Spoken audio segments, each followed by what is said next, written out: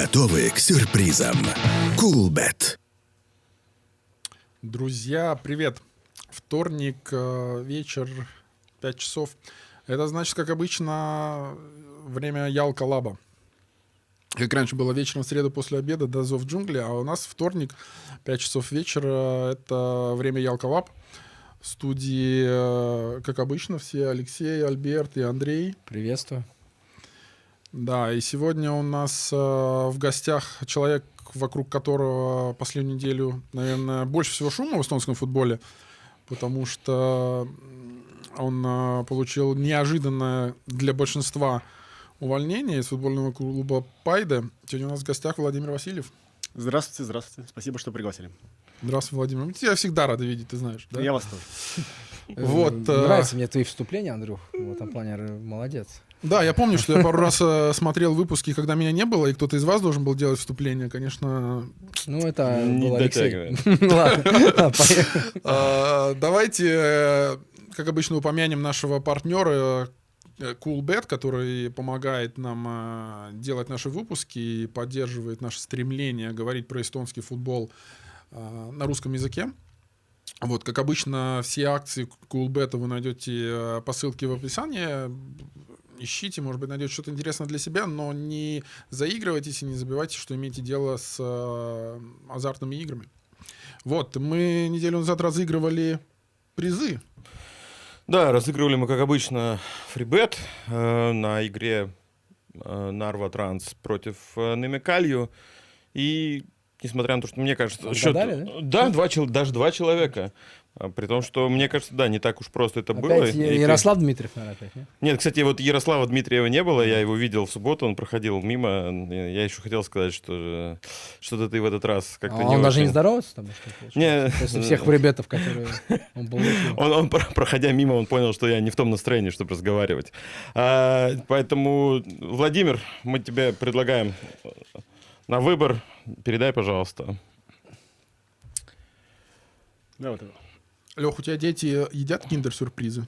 Безусловно. Ну, ты мог бы уже принести пару яиц, чтобы... Слушай, там сейчас по-другому как-то это все выглядит, но...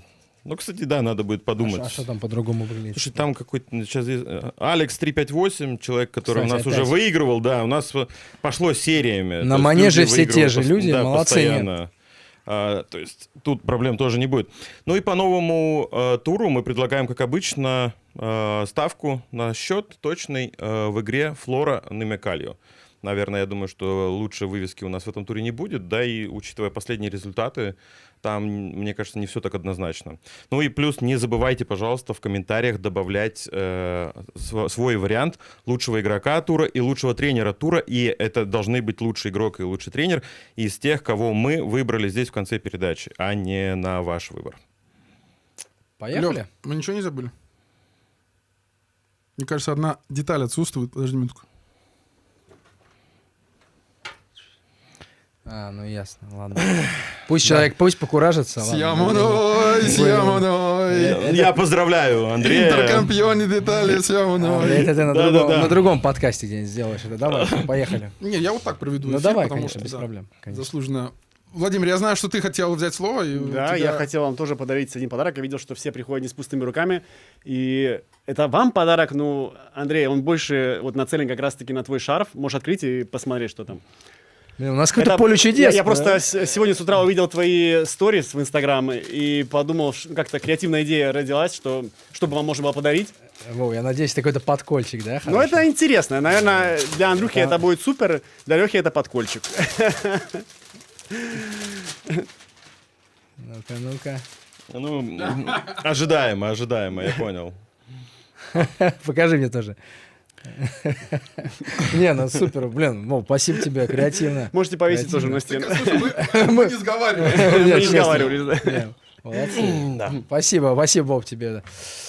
Ну что, пора переходить к серьезным темам, наверное, да? Есть что обсудить. Давай, Андрей, начинаем. Владимир, я смотрел твой подкаст, который ты дал на прошлой неделе интервью. Ты сказал, что у тебя появилось много времени, чтобы наконец-таки заняться любимыми хобби, да? Стал больше играть в падл, да? Ну, больше, на один раз, да, сыграл на неделю больше, чем до этого. И вот дальше должен был последовать главный вопрос этого эфира. Ты уже дошел до того уровня, чтобы начать меня обыгрывать или Так, нет? последний вспомню счет, как мы сыграли. Я так понимаю, у него много времени уходит ходить на другие подкасты, конкурирующие тоже. Мы рассчитывали, что мы получим эксклюзив, а ты успел уже все же много где Ну, слава побывать. богу, они такое интервью взяли, что мы еще получим, может быть, что-то. Возможно. Да. Докопаемся. да, Докопаемся, да, постараемся. В плане докопаться мы мастера, да. Давай прежде всего спрошу, как ты вообще себя ощущаешь? Прошла неделя, достаточно время на осмысление.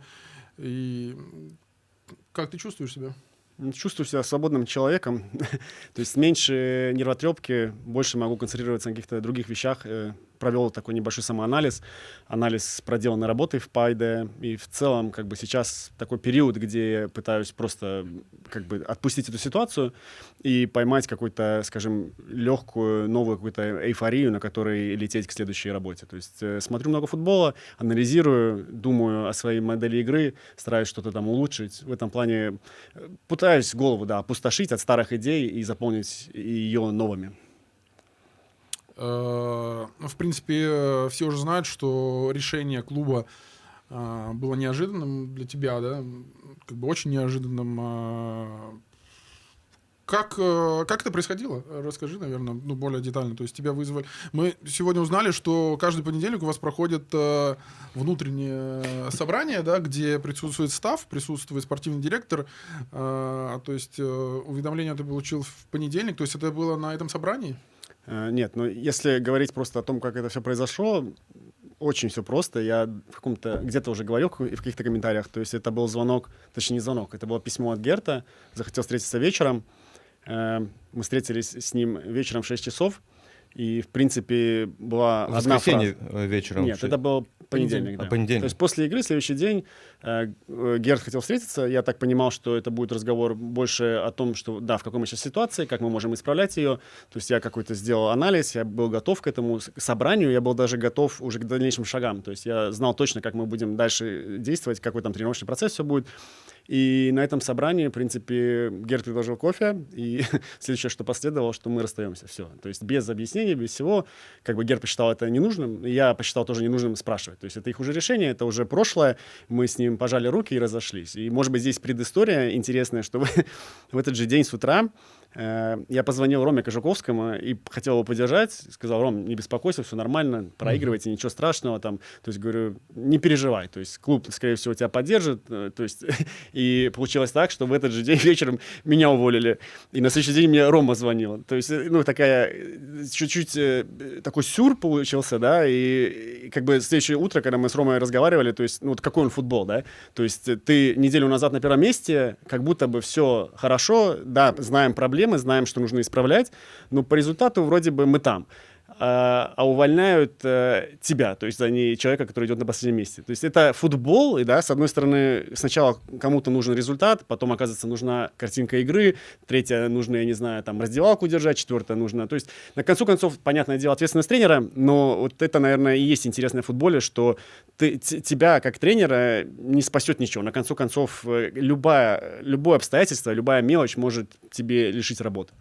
Окей, смотри, Вов, давайте раз докопаться, да, мы обещали, что мы не будем. Смотри, я не знаю, ты, наверное, Герт Камса же не первый год, в принципе, знал, слушал его интервью и все дела. Ну, по крайней мере, до этого он так не увольнял легко тренеров, да, как бы тебе не показалось немножко странным, почему с тобой так получилось? То есть не кажется ли тебе, что, может быть, это изнутри шла к нему какая-то информация, по которой он сделал свои выводы какие-то? Ну, вот если сейчас вернуться, вот вы спросили насчет собраний, да, я не упомянул, они были, это я их вел с этого сезона, с предсезонки, то есть мы начали делать после игры, каждый следующий день тренировочный, я собирал весь штаб, Герт был там же с нами за столом, просто чтобы потом не надо было ему опять пересказывать. И мы за столом обсуждали прошедшую игру, обсуждали, что получилось, что не получилось, смотрели анализ статистических каких-то данных и, в принципе, понимали, на что дальше концентрировать свое внимание. И это было, в принципе, до вот этого цикла, когда началась больше, чем одна игра в неделю. Там после этого мы потеряли чуть эту связь, то есть мы пошли уже от игры к игре, время надо было готовиться к следующему сопернику, не было времени обсуждать, что пошло не так. То есть в этом плане, да, эти собрания были, и на этих собраниях мы знали точно, да, как мы идем. Но по мне так это, да, странное решение в плане, вот я тоже сегодня чуть прослушал Герта объяснение, что как будто бы до этого он высказывал свои мнения. Окей, возможно, но мы все их там высказывали, и по мне странность этого решения заключается в том, что неделю назад мы на первом месте, и мне кажется, это было лучшее время сделать собрание и обсудить, что так, что не так. То есть если, скажем так, у клуба назревало какое-то сомнение или что-то им не нравилось, это по мне так, это было профессионально именно вот в этот момент предъявить мне все. И в этот момент ты еще можешь в этом плане на коне сделать свое решение, ну, допустим, убрать тренера на первом месте, потому что тебе, например, не нравится это. Или хотя бы дать ему об этом знать, чем это сделать после 2 неудачных игр и сказать, что вот картинки игры не было. Потому что это он не мог тебя убрать. Ну да, но просто места, когда человек говорит, что уже там сколько-то туров им не нравится картинка игры, и мы на первом месте, и ты держишь, значит, ты нечестен по отношению к себе. То есть и по факту, когда меня так убирают, это как будто бы чуть-чуть нечестно по отношению ко мне. То есть, опять же, является ли это первоначальным источником проблемы, либо были какие-то более, скажем, значимые вещи, и, как ты говоришь, Альберт, может быть, кто-то что-то доносил до руководства, где-то у них, какое-то назревало решение это до этого, но по мне так просто, что, как в семье, да, ты не можешь со дня просто взять и расстаться с человеком, то есть у тебя должны быть какие-то к нему претензии, и на основании этих претензий мы можем решать, то есть, например, Владимир, ты можешь исправить это, если не можешь, расстаемся, да, если можешь, давай исправляем. Во всяком случае, у меня до этого только такие были собрания с руководством, и в Ливаде, и в Нейм Юнайтед, в Шамарине. У нас тоже в Шамарине был период, когда мы не выигрывали, там, я не помню, может быть, 8 игр. И то есть даже там мы собирались, обсуждали, и там были вопросы конкретно от клуба. То есть в один момент, потому что мы летели без парашюта, не могли его все раскрыть, руководство спросило, мы можем что-то исправить? Я говорю, давайте тогда, вот так. Если вы идете на эти шаги, мы исправляем. И мы вот как бы согласились, и мы исправили, мы остались в лиге, мы после этого, там 3 победы подряд было, то есть, все исправили.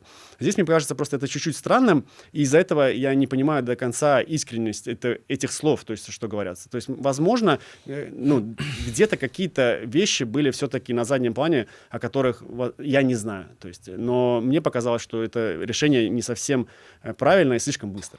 Но тебя самого не раздражало? Вот даже тебе не мешало то, что у тебя помощник тренера каждый понедельник находится на подкасте со спортивным директором и разговаривает о клубе? Может быть, те вещи, которые, например... Да, они там много не говорят всяких раз, но все равно, например, мне, как главному тренеру, было бы, может быть, дискомфортно, что мой помощник... Окей, камс-то камсом, да, он тоже спортивный директор, может там... Но что помощник постоянно в эфире. Вот тебя лично как-то это не смущало, сама ситуация? Честно скажу, меня это не триггерило и не смущало, и я думаю, что здесь больше вопрос к клубу. То есть я, наверное, бы со стороны клуба, я считаю, что это неэтично, что твой тренер и спортивный директор сидят на таком шоу и обсуждают футбол не только свой, но и чужой. То есть это уже по факту неправильно. И поэтому я считаю, что, опять же, это клуб должен решать, так же, как тут мнение, что должен ли заходить президент в раздевалку или спортивный директор и говорить. По мне, так хочу сказать, что все взрослые люди, все профессионалы своей деятельности, все должны быть самокритичными и смотреть себя не только в эфире, там, на Ютубе, но и со стороны, да, то есть нужно анализировать свои действия. И если как клуб, и как спортивный директор, и как помощник тренера считают, что это правильно, то значит правильно. То есть я в этом плане, у меня никаких претензий к этому нет. Просто, знаешь, со стороны это выглядит так, что, твой второй тренер, очень близких связей с спортивным директором, он постоянно с ним на шоу, плюс, даже я тебе говорю, что игроки, которые приходили в Пайде уже, да, допустим, даже если мы возьмем того же Хенри Аннера, они являлись в первую очередь очень хорошими друзьями Герт Камса, то есть я не говорю, что они не должны быть в клубе, Аннер хороший футболист, но как будто бы, знаешь, как будто за спиной главного тренера собирается какая-то компания людей, которая тоже очень влиятельная в клубе, и если что-то идет не так, к нему доносится какая-то информация. Хочешь, не хочешь, да? Как бы Тарму, я понимаю, что парень неплохой, я думаю, ты его знал, и я хотел тебя спросить, не было ли ошибкой, что он остался в штабе, когда ты пришел, или были ли у тебя варианты, например, его убрать? Потому что я считаю, что когда новый тренер приходит в свой клуб, в клуб, то желательно всех, кто был до этого, убирать, чтобы не назревало каких-то лишних конфликтов. Вот что ты скажешь по этому поводу именно по Тарму Кингу? У тебя была возможность его, например, убрать со штаба? Или все-таки это было как пункт Пайда, что он должен оставаться? Подожди, я просто вставлю слово. Ты был у нас на эфире в прошлый раз, и ты нам говорил, что у тебя... Ты Тарму знаком давно, и у тебя даже было желание взять его с собой в Словакию, но тогда по каким-то причинам не получилось.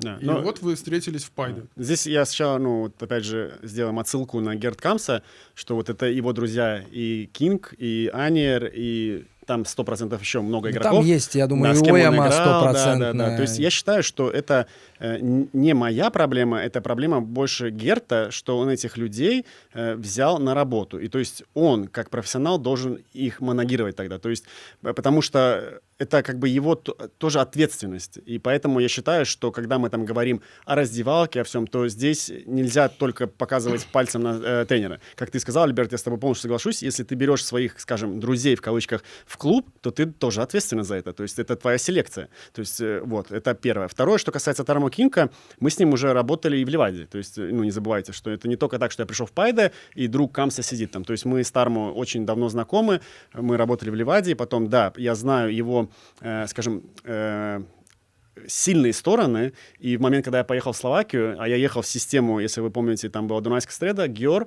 Шамарин, то есть Геор клуб, где Тармо себя очень хорошо зарекомендовал, и на тот момент мне казалось, что это именно тот идеальный помощник, который вот в этой среде даст дополнительного авторитета нам как штабу и команде, и как у него есть очень сильные лидерские качества, харизма, которая поможет держать команду тоже в тонусе. Вот, поэтому, когда я приходил в Пайде, я точно знал, что мне может дать Тармо, и, в принципе, он это и давал. Ну, смотри, ты сейчас сказал про Камса и условно его друзей, и о том, что он должен был каким-то образом нести ответственность. Но получается, что по факту ответственность возложили на тебя, тренируя этих людей, ну, так называемых друзей, давая задания и так далее. Где-то ты видел, что эти люди не соглашаются, что они не согласны, они не выполняют какие-то установки на тренировках, на играх и так далее? Или как бы все это звучало как окей, да, но то есть каким-то образом ты где-то подразумевался этот конфликт или нет? Скажу так, что, наверное, ни в одной команде у тебя не может быть все гладко. То есть, конечно, и не только с этими, скажем, опять же, если мы берем в кавычках друзьями, у нас были серьезные разговоры по каким-то дисциплинарным, скажем, вещам и по тактическим, но и с другими игроками тоже. То есть здесь я не могу сказать, что не было конфликтов. Скорее всего, это не конфликт, это рабочая ситуация, где нам приходилось что-то решать. Но здесь я могу, ну, приоткрыть небольшой занавес, что в определенный момент я думаю, что мне нужна была поддержка Герта в каких-то своих решениях. И когда я ему говорил о своих решениях и просьбе сделать определенные вещи, как бы Герт все ссылался, что я должен это, ну, как сказать, принимать эти решения. И когда я как будто бы ему говорил, что я готов принять определенное решение, ну, скажем, отрезать какую-нибудь там лишнюю голову, то мне здесь, то есть сразу же говорилось, что мы не можем этого сделать. Ну, например, ты можешь какой-то пример привести? Не могу, не буду сейчас говорить. Но это игрок именно... основы какой-то, да, который ты хотел Не убрать, буду например. вообще вот это вдаваться туда, просто что, ну, были ситуации, где я чувствовал, что мне нужно для того, чтобы сейчас чуть-чуть как бы встряхнуть команду, сделать изменения. И я видел, как я могу это сделать, но мне не давалось, да, аргументировать тем, что у игроков есть контракты, и мы не можем определенные вещи с ними делать. То есть здесь я не только говорю о том, что, например, игрока, ну, там, оставить без контракта, но определенное действие произвести к игроку. И здесь мы как будто бы защищали, то есть Герд защищал игроков, и в этом плане, что я считаю, что как бы хотелось бы больше от него в этот момент было поддержки и сказать, что давай сделаем это. Он на это чуть иначе смотрел, он все смотрел через призму разговоров. Я разговаривал с определенными игроками, но на концу концов, как видим, то есть тренера убрать и заплатить ему, там, допустим, компенсацию мы можем, а с игроком так поступить не можем. И что значит, ну, и здесь как бы есть баланс, то есть и как бы, ну, этот игрок друг или не друг, это уже второстепенно, но игрока мы защищаем, а тренера нет. То есть вот здесь для меня вот это как эти весы нарушены, и поэтому здесь я вот опять же до конца не понял решение, например, клуба убрать меня вот так со дня, без разговоров, а с другой стороны каких-то игроков мы жалеем. Я правильно тебя понял, что ты сейчас говоришь о том, что в течение этого периода у тебя были потребности и желание вести какие-то дисциплинарные санкции, ну, условно, штрафы, да, по отношению к некоторым игрокам команды, но а-ля типа контрактные обязательства, либо желание клуба в лице Герта Камса не позволили тебе это сделать, а тебе это надо было сделать для того, чтобы как раз держать контроль над командой. Скажем, тут даже не штрафы, а просто определенные хотел меры сделать в отношении каких-то игроков или игрока, или неважно. То есть и мне здесь как будто бы, обычно, как я до этого работал, все-таки со спортивным директором было настолько, такие доверительные отношения, что эти, скажем, решения принимались. То есть и в Ливаде, я помню, там по отношению, я помню, к Морелли мы применили определенные там санкции, да, то есть были какие-то моменты. То есть и в Ним Юнайтед мне вообще было просто, там была молодая команда, и в этом плане там было все гораздо легче манагировать. А здесь, когда у тебя команда такая, скажем, у тебя очень много разных аспектов, у тебя есть опытные игроки, есть молодые эстонские игроки, есть легионеры, то есть здесь нужно очень сильный мен-менеджмент, то есть нужно очень сильно держать раздевалку.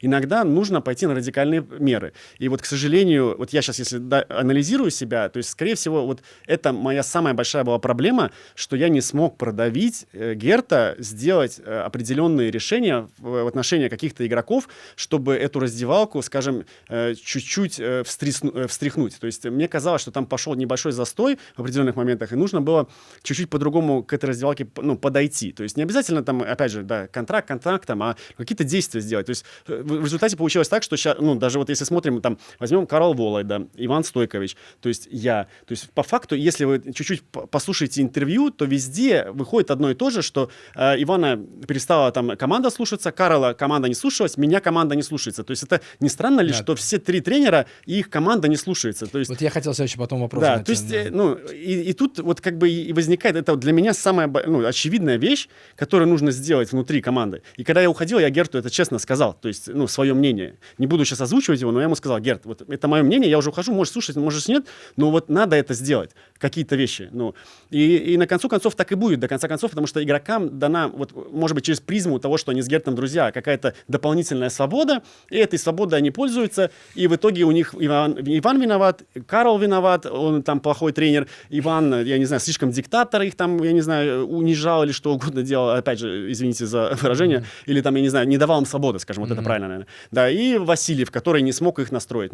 И на концу концов, то есть мне кажется, что здесь должна быть очень сильная работа между тренером и спортивным директором, и, возможно, опять же, это моя проблема, что я не смог до конца аргументировать или заставить Герта быть с собой на одной волне и делать какие-то решения, которые я считал нужными. И на концу концов я их не сделал, меня все равно уволили, и теперь я безработный, а игроки все красавцы. Не, вот я про это тебе хочу сказать. Не кажется ли вам, вам тоже, потому что вы, может, что роль Герта Камсов-Пайда с каждым годом становилась настолько влиятельной, что как будто бы игроки понимали, что не главный тренер здесь решает, а спортивный директор, потому что, как мы понимаем, Герт мог заходить когда хочет в раздевалку, да, я еще так понимаю, что в какие-то моменты это было не согласовано, да, то есть и он постоянно какие-то речи говорил, то есть, на мой взгляд, спортивный директор не должен так часто соприкасаться именно с командой, все-таки он должен заниматься более, другими делами, а Герт прямо уже пошел прямо в саму команду, и такое ощущение, в связи с тем, что еще много игроков, которые с ним когда-то играли,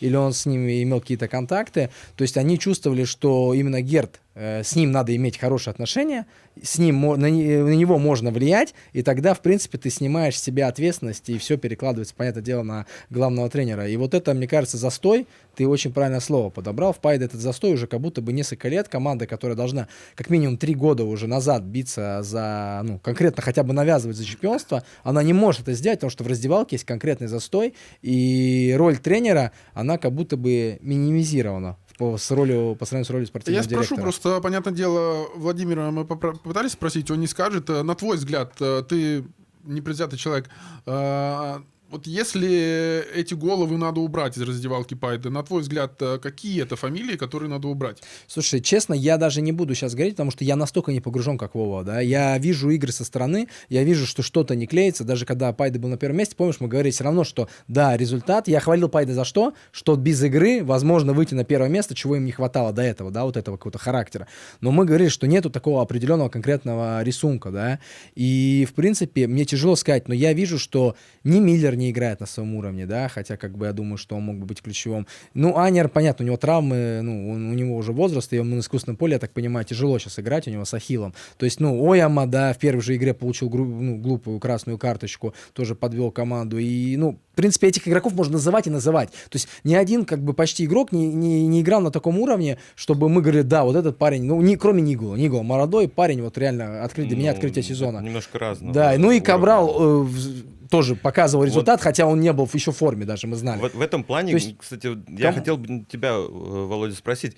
Мы говорим про, скажем так, опять же, клуб друзей и так далее, но на этом фоне не было ли какого-то разделения в раздевалке? То есть есть же довольно большая группа иностранцев. То есть, как бы, они явно находятся под меньшим влиянием того же Камса, и как бы, ты видел вот нечто подобное? Скажу так, что это была, наверное, основная задача наша, начиная с зимы, эту команду объединить. И старались, сделали немало усилий, и пытались, опять же, привлечь и клуб, чтобы они нам помогли в этом, и капитанов.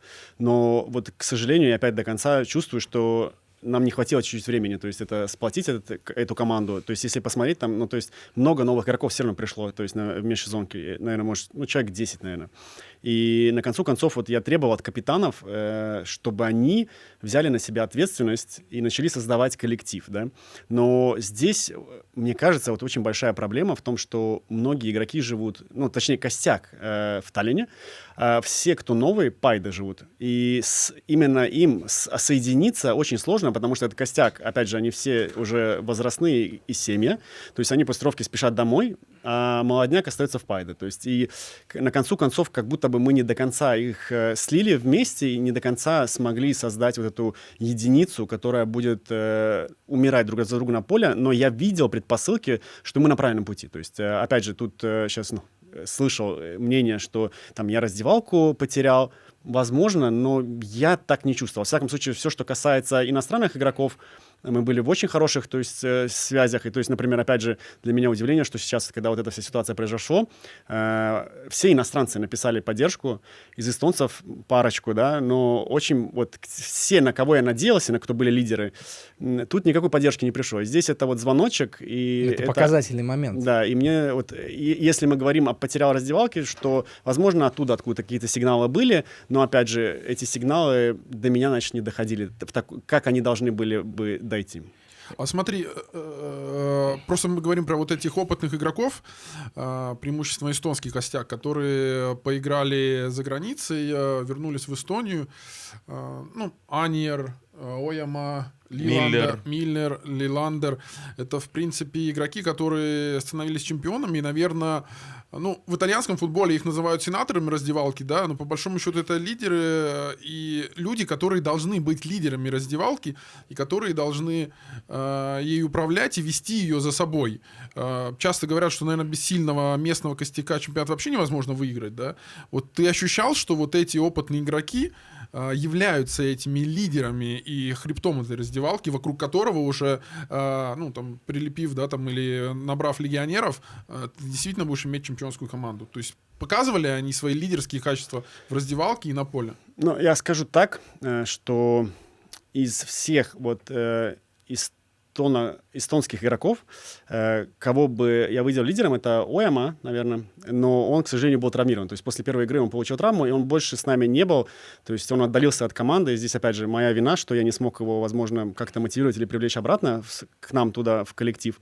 Вот. А остальные все, в принципе, от них ждал большего чуть-чуть, именно лидерских качеств, но, скорее всего, это не свойственно просто их характеристикам. То есть у них внутри нету вот этого, в моем понимании, лидерства, что они могут завести команду, могут за собой ее потянуть. Скорее всего, на поле своим квалитетом, да, то есть они могут показать, что они хорошие игроки, но именно вот если мы говорим о раздевалке, то там я не видел вот этих лидерских качеств, которые нам нужны были, и, к сожалению, вот я говорю, Ояма получил травму в самый неподходящий момент, где, наверное, скорее всего, он один бы из игроков, который мог бы сплотить команду, но его с нами не было, и поэтому здесь как бы я вот... А он тренировался отдельно, что ли, вообще? Он вообще не тренировался, да, потому что он находился в Таллине, у него была такая травма, не позволяющая ему, скажем, делать вещи определенные ни на поле, ни за полем, то есть и тренажеров, которые, наверное, ему нужны были для восстановления, в Пайде тоже нету.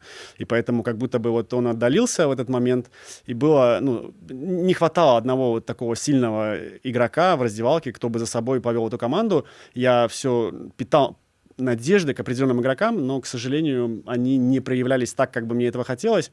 И вот в определенный момент мне что понравилось, вот Ярио взял на себя эту обязанность и очень качественно заряжал раздевалку. Но, опять же, он иностранец, а мы говорим о местном костяке, и здесь вот, мне кажется, да, не хватило. Ну, Кабрал тоже, мне кажется, старался. Кабрал да? 100%, и у нас был и Педро Андраде, они изначально были капитанами в своих командах Бразилии, и у них все для этого были свойства и характеристики, но на сегодняшний день было сделать их капитанами слишком поспешное решение. Надо сначала было им завоевать эту репутацию, и я ждал как будто бы подходящего момента, и, возможно, бы к лету, может быть, что-то бы изменилось. На самом деле, интересный момент. Я разговаривал с одним бывшим футболистом, который, скажем, близок к Пайде. Он мне сказал ровно то же самое, что ты сказал ты, что ни один из эстонских футболистов не обладает в Пайде этим характером, просто слово в слово. Но вот у меня к тебе тогда вопрос. Ты не пришел в межсезонье, ты пришел в прошлом году. Ты же мог вот, наверное, за концовку, в принципе, определить, и, может быть, в межсезонье можно было, ну, каким-то образом попытаться получить вот какого-то такого стержневого эстоноговорящего футболиста. Не было таких мыслей? Не было, наверное, этого футболиста. То есть, здесь, если взять, большую картинку, у Герта есть скаутинг-лист, и, в этом листе, то есть, не было какого-нибудь эстонца, который бы сейчас возвращался, может быть, за границей, кто лидер. Там возьмем, например, допустим, Куск, допустим, я просто утрирую. Либо там Йонас там, либо Кейт, кто угодно. То есть, таких игроков сейчас не было, а других игроков я и не знаю. Так ты меня сейчас поставил в тупик, чтобы кто-то из эстонцев пришел и сразу же взял на себя эту роль. А смотри, вот Айнцелу, например, долгое время висел, и непонятно было. Вот он мог бы стать таким человеком? Можно было пробовать? Или, в принципе... Вот это чуть-чуть занавес такой, может быть, что вот есть Брент Леписту, да, вот игрок. То есть почему-то многие, например, в Эстонии к нему как-то, скажем, относятся... Предвзято, да. То есть не верят в его качество, но вот он был один у меня на листе, и мы обсуждали это с Гертом. То есть кто бы мог, по моему мнению, зайти в раздевалку и взять на себя хотя бы, может быть, не в игровом плане, а именно в роли капитана и связать раздевалку. Вот я вижу, это идеальный человек для этой роли, но, к сожалению, мы не подписали его. То есть, это было решение Герта. Скажем, да. Но это решение было обосновано тем, что у нас и так возрастная команда, и брать еще одного возрастного человека как будто бы не имело смысла. Но я, опять же, это моя проблема, что я не настоял, что этот человек должен быть у нас в раздевалке. Но как будто бы тут мы пришли просто к выводу, да, что, опять же, поднимем возраст, и не факт, что Брент даст нам именно то, что мы хотим. Но, опять же, я чувствовал, что это тот человек, Герт не чувствовал, потому что почему-то ему казалось, что, возможно, не все игроки пойдут за Брентом, у него какая-то своя история, но я, честно, думал, что этот вот человек может нам дать именно то, чего нам не хватало. Okay. Интересно. Допустим, если даже мы начнем сейчас смотреть, в других командах кто эти такие я думаю, что в той же Ливаде Петсон это 100%. Петсон, Айнцелу. Петсон абсолютно да. точно, без вопросов. То есть, что дальше? Флора. Да, там Флора... там Сапинин все равно. Даже Сапинин, Зенев... Зенев, может быть, не имеет нет. таких лидерских качеств. Но, смотри, Сапинин и Зенев, они в игре, они видно по игре, да, лидеры. Они, может быть, не в раздевалке не самые голосистые, хотя Сапинин там какие-то фишки с прошлого сезона рассказывал, что он вывесил там на стенку. То есть, Крейда, я считаю, тоже один из тех игроков, который тоже... сказать, я думаю, Крейда по характеру тоже такой. То есть, и поэтому, в других командах, в Намыкалю, давай подумаем Намыкалю. Вот кого бы ты выделил в Намыкалю, даже если взять, потому что, я не знаю, мне тяжело так со стороны выглядит, как будто бы Мащенко, да, такой игрок, который тоже более такой заряженный. Плюс там Мусалитин. Плюс я считаю, что вот этот легионер, наверное, центральный защитник Вукич, по-моему, да, он тоже... Новый серб? Да, Перк, я думаю, это... хотя Ярио тоже, видишь, Ярио очень хорошо провел. То есть я к тому говорю, что... Мы говорим про эстонских именно, потому что... я говорю, в других клубах тоже, вот на Макале, например, эстонских мы тоже так не называем. Только вратарь, может быть, да. Но обычно это 1-2, 3 человека, знаешь, там в каждой линии по одному, это в идеале, конечно, хотя бы 2 иметь таких лидера, хотя бы один сзади, другой спереди, да, чтобы было. То есть и в этом плане очень тяжело, когда таких игроков смотри, нет. Допустим, если мы берем более молодых, Хым. Да, Хыма я и сделал капитаном, да, и здесь, возможно, опять же, это был конфликт, возможно, интересов. То есть после вот того назначения его капитаном у меня было собрание с другими капитанами, со всеми с нашими, то есть которые не поняли этого решения, но я видел в нем реально потенциал. Он капитан У-21 сборной, он молодой игрок, который, скорее всего, не скорее всего, 100%, если он остается в Пайде, это перспектива следующих там 5 лет, он должен нести эту роль, он будет ключевым игроком. Можно сказать, что он и свой, как будто бы уже воспитанник, он уже в Пайде так долго. И я, сделав его капитаном, хотел, чтобы он за собой понес и молодежь. То есть он даст, он будет как проводник молодых в Пайде и покажет им как будто бы этот правильный путь. Но опять же, как бы Хаим, он не вокальный лидер, он лидер на поле, вот человек, который будет биться, будет делать все, что ты ему скажешь, но как будто мне казалось, я хотел начать его как бы воспитывать тоже капитаном. То есть у нас была иерархия, что Ояма первый капитан, Хаим второй, и потом там уже дальше идут игроки определенные. Вот, то есть это как будто бы наша была идея, но, возможно, для капитанов постарше наших это был какой-то... А кого они хотели видеть? Они никого. говорили Мы не обсуждали. Закрытый мы клуб не обсуждали. И... У нас было... ну, опять же, окей, мы не будем скрывать. У нас был Ояма, капитан первый, Миллер Ярью. Потом у нас был еще Аньера, я сделал капитаном. То есть Аньера я добавил в эту связку, что для меня было важно, потому что он как бы авторитет в команде. Он пришел, он, скажем, такой суперхиро в команде. То есть он человек, который может решать игры. И я говорю, давай, Аньер, возьми на себя тоже. Потому что вот Аньер как раз у него есть такая определенная жилка, что он такой социальный человек. То есть я говорю, давай, начинай спаривать. Возьми бразильцев, возьми иностранцев, гамбийцев, начинайте лепить команду. Вот. И на концу концов я его тоже понимаю, что для него это такая новая роль, и возможно, что ему нужно было время адаптироваться к этой роли. Ну, вот. И тогда мы добавили еще Хаима в эту же обойму, потому что я видел, Оэма получил травму, он не может быть с нами на поле. Миллер, он тоже без вокальных, он просто рабочий. Ярью для меня это был капитан и есть капитан, то есть он очень сильная как личность. Но мне хотелось, чтобы был эстонец, и который свояк. И вот мне казалось, что Хаим подходит на эту роль очень хорошо. Давай, может, немножко будем съезжать, вот и пару вопросов. Я хотел, да, у меня один чуть-чуть вопрос сейчас остался. По игрокам? Не по игрокам, а вообще по Хорошо, теме, я тогда чтобы сейчас переходить. по поводу того. Скажи, пожалуйста, про свой штаб.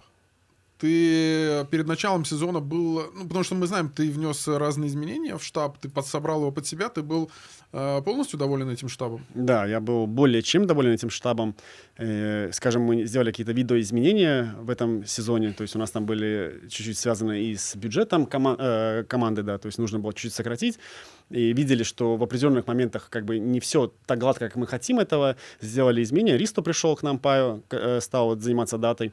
И в целом, как будто бы, как мы работали, это было близко к максимальному уровню, я думаю, как можно в Эстонии работать. То есть понятное дело, мы можем разговаривать, что нам как будто не хватало одного массажиста. Ну, такое чувство было, из команды доходила информация. И как будто бы, можем там фантазировать, что нам еще бы один фитнес-тренер должен был бы быть, который там, я не знаю, занимался бы только всем, что связано с тренажерным залом. Ну, допустим, как это было до этого года. Но это как бы роскошь для эстонского клуба. Все, что у нас было, я более чем рад. И как мы работали, тоже как бы эта работа была очень квалитетная, на очень высоком уровне. Расскажи, у тебя вот в штабе был Ристо Паю, у тебя был твой постоянный, скажем так, партнер, да, по работе Никита Брылин и Тармо Кинг. Вот эти три твоих основных помощника, они в твоем понимании, в плане иерархии твоего штаба, они считались равными? И как между ними были распределен функционал? Ну, скажем так, что... я как главный тренер, потом у меня пришло два помощника. Это был Никита Брылин и Тармо Кинг. Да? Никита Брылин, он был первым ассистентом, на нем лежала вся обязанность построения методологии обучения нашим принципам. То есть он отвечал полностью за тренировочный процесс, то есть он его составлял, он документировал, он занимался разработкой там, новых принципов, которые нам нужны под определенных соперников. То есть это все на нем лежало. Тармо отвечал полностью за атакующие действия команды, то есть он должен был анализировать наши, скажем, завершения атак игроков в последней трети поля, то есть как их развивать. Вот. И это все было на нем. Хотели еще добавить ему индивидуальное развитие молодых игроков, мы называем их проектными, но туда не дошли руки, потому что было очень много обязанностей, не обязанностей даже, скажем, а много игр. И, скажем, в предсезонке он больше этим занимался, когда уже в сезон пошли, не было так много, скажем, времени. И потом у меня был тогда после них шел Ристо Пайода, он занимался датой, то есть он собирал всю информацию статистическую по команде, потом ее превращал, скажем, отжимал соки из этого и давал нам уже окончательный как бы ответ, исходя из наших принципов, что работает, что не работает. Потом был Юрий Сахкур, он по вратарям всем занимался, что связано с вратарями. Потом был Сильвер Грауберг, это фитнес составляющая вся. И потом у нас еще был видеоаналитик, то есть Карл Каллио, который именно, его основная обязанность была это снимать тренировочный процесс, игры, и потом анализировать все, что происходило на играх именно с тактической камеры. Как в штабе происходил выбор плана на игру к предстоящему сопернику и определение стартового состава?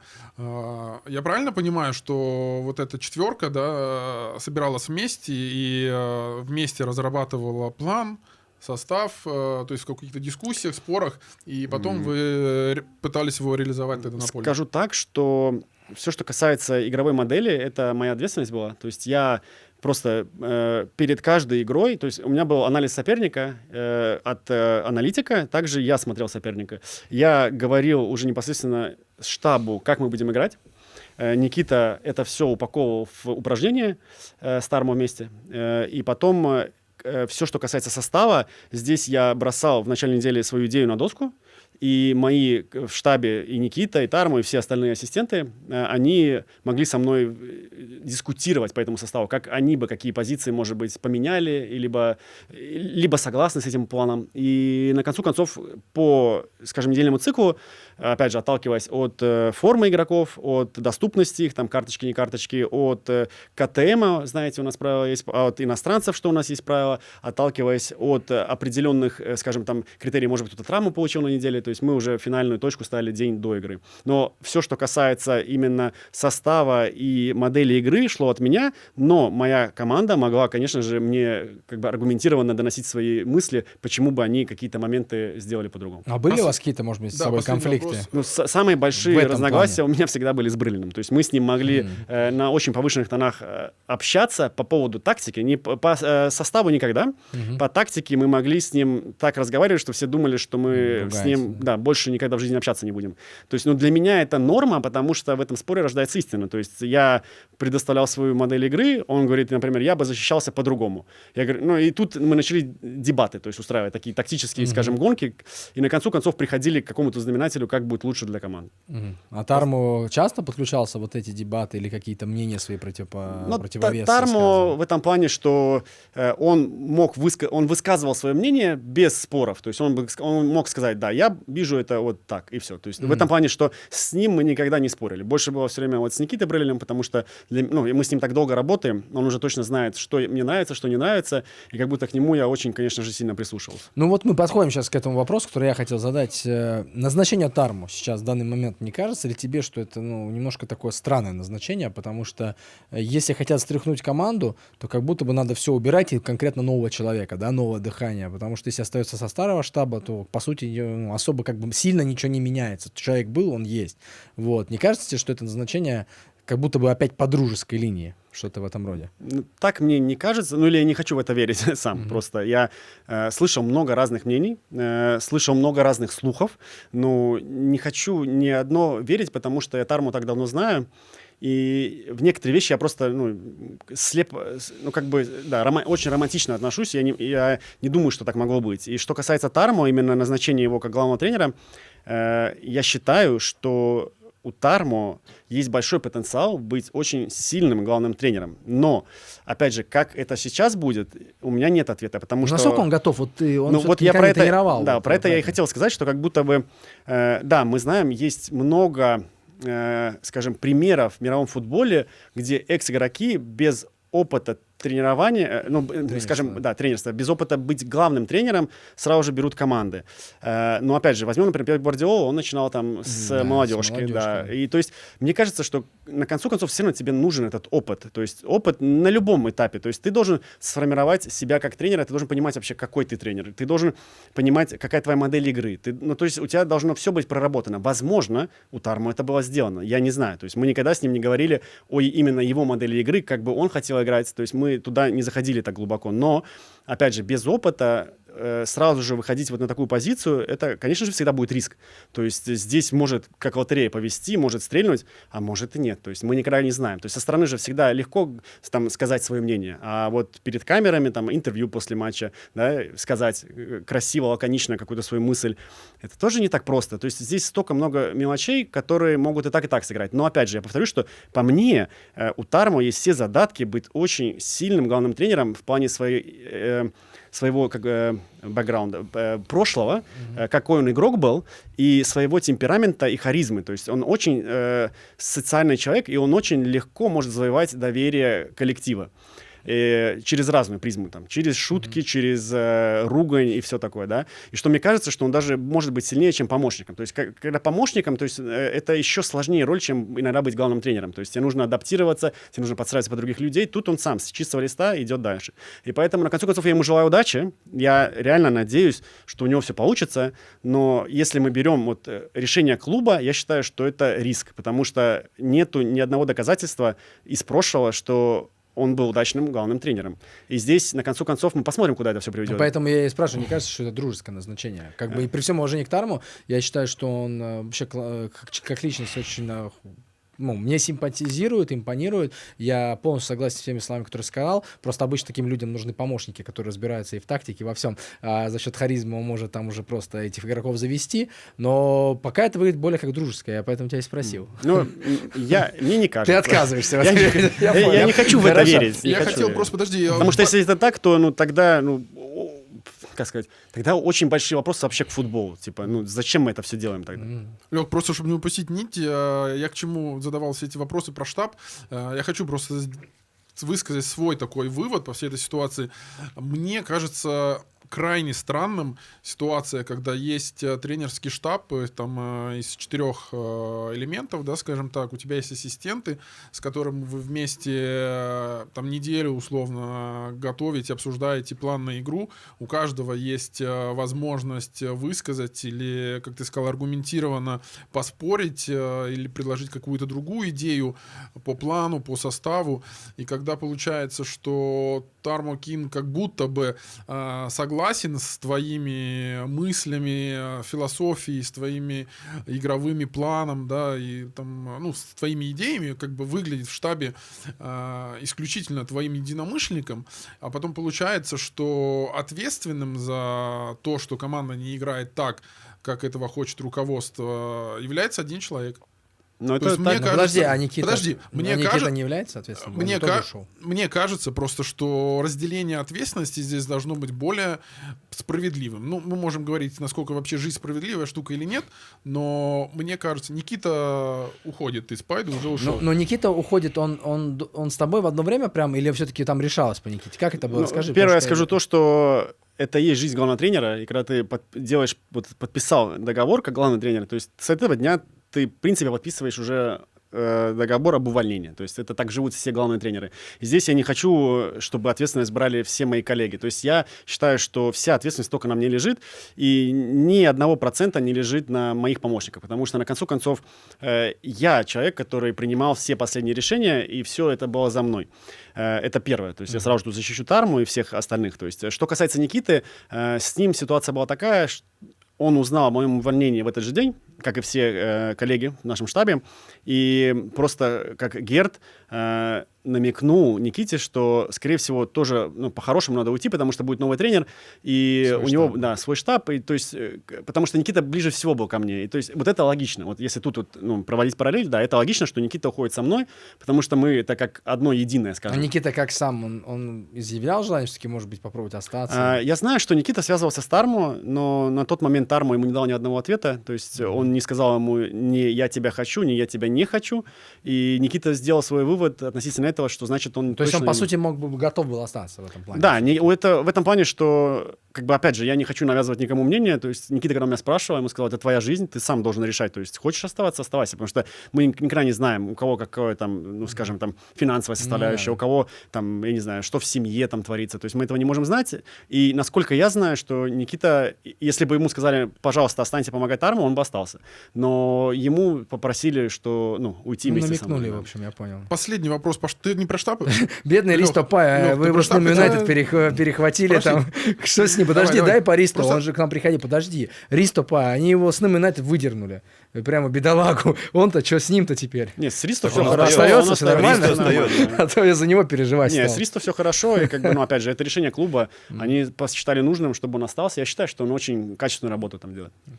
У меня сегодня же была передача, и на самом деле, заканчивая тему Тармо Кинга... А я не хочу заканчивать, у меня будет... Ну еще хорошо. вопрос. Ну, мы тогда ничего не успеем больше. Был комментарий таков, Время что Тармо ничего не мог изменить, как бы вот проиграли Таммике, но что мог сделать Тармо за эти 3 дня, условно? То есть, как бы, мне кажется, что это немножечко очень странно звучит, при том, что если бы человек пришел со стороны, это одно. Человек варился в этой команде, и видно было, что он сделал определенные изменения человеческие и так далее. То есть, как бы, выглядит еще более странно, учитывая все вышесказанное. И сейчас, смотри, по сути, у Пайда, наверное, самая важная игра первой части сезона, она состоится вот послезавтра, по-моему, в среду, да.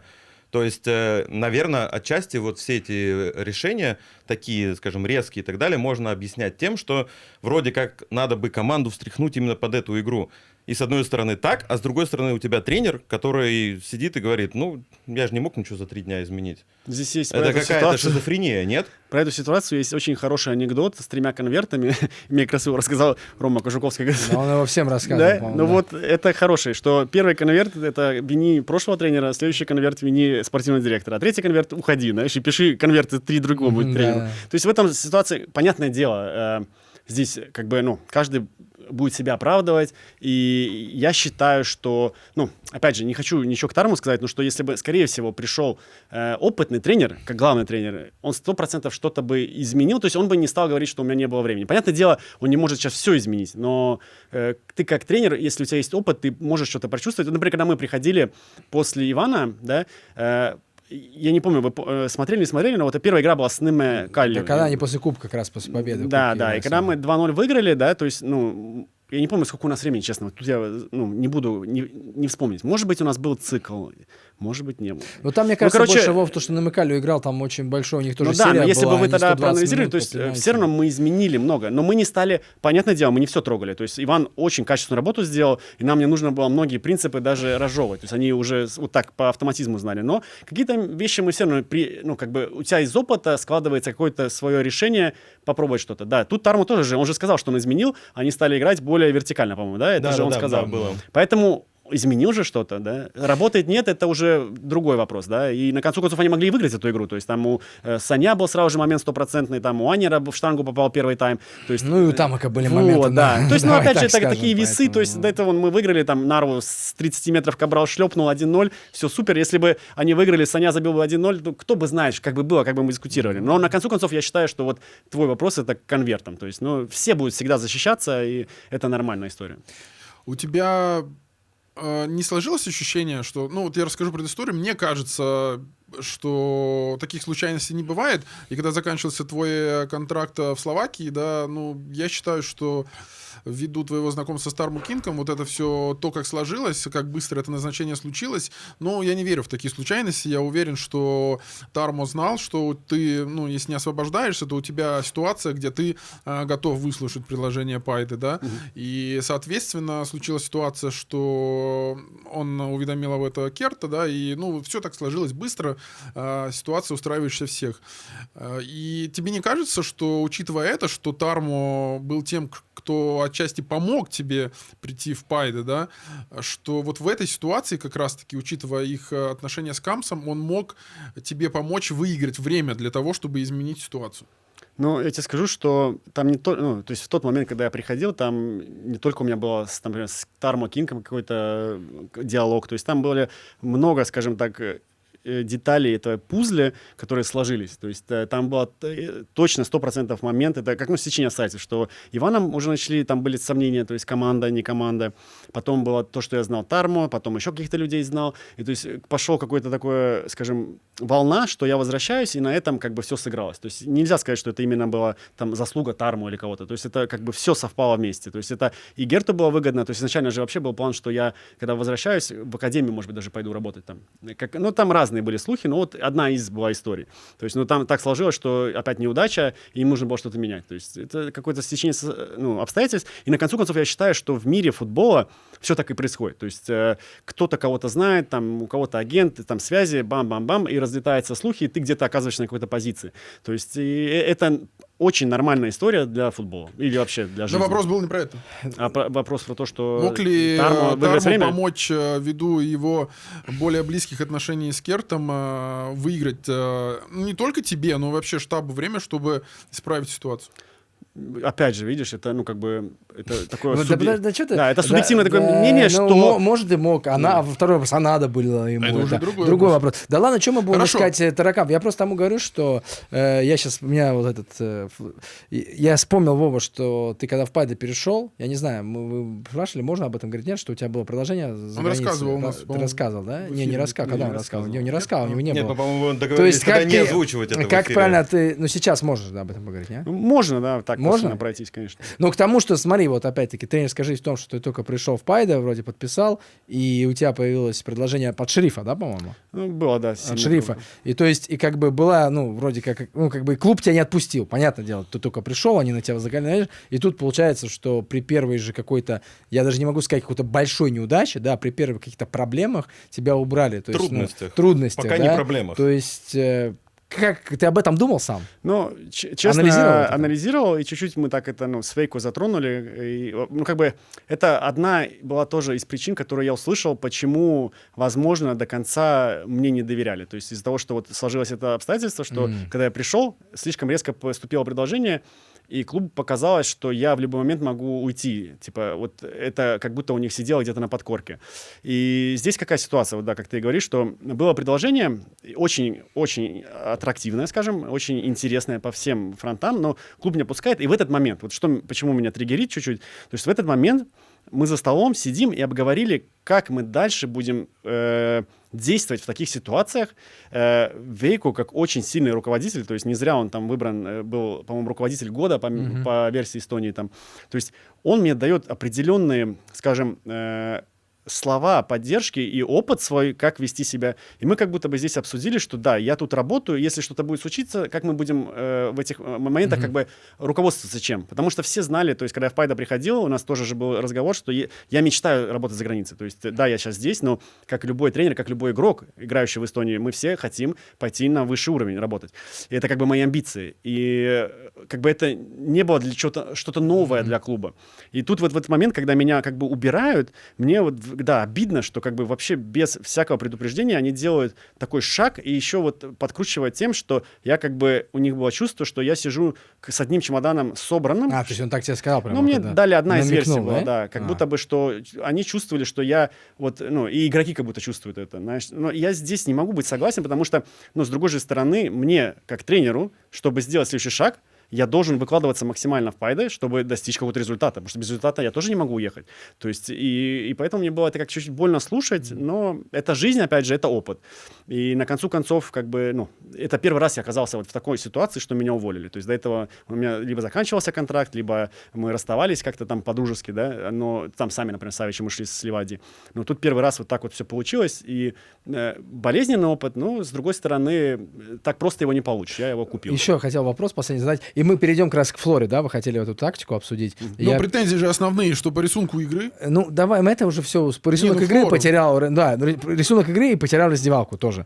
А потерял раздевалку, то есть смотри, Харю, Флора, эти две игры, которые в итоге оказались ключевыми для тебя, то есть и после первой игры с Харю, и после Флоры ты сказал, что команда как будто бы тебя не слышала. То есть ты не давал им задание садиться низко, защищать счет, что при 2-1 с Харю, да, ты сказал, мы сели низко, хотя не хотели, игроки приняли это решение. И что со Флорой, что после быстрого гола у вас не было никакого плана, и я считаю, что абсолютно надо было идти добивать эту Флору, после такой ошибки, молодая защита, и забей еще 1-2, все, они бы не вернулись. Но они сели, Флора взяла инициативу, и дальше мы видели, что случилось. Здесь просто я поправлю, что, ну, я не говорил, что они меня не слушались. Я говорю, что изначально наш план не был так садиться низко, да, вот так. Но, с другой стороны, ты же подчеркиваешь, что если ваш план не был садиться, соответственно, игроки должны были действовать этому плану. Но, опять же, если мы, берем команду, она очень опытная, да, вот Пайда, то есть до этого, все-таки, если так смотреть большой футбол, например, очень сейчас тенденция, молодыми игроками играют, интенсивность прессинга, то есть у нас команда была такой микс, да, у нас было много возрастных,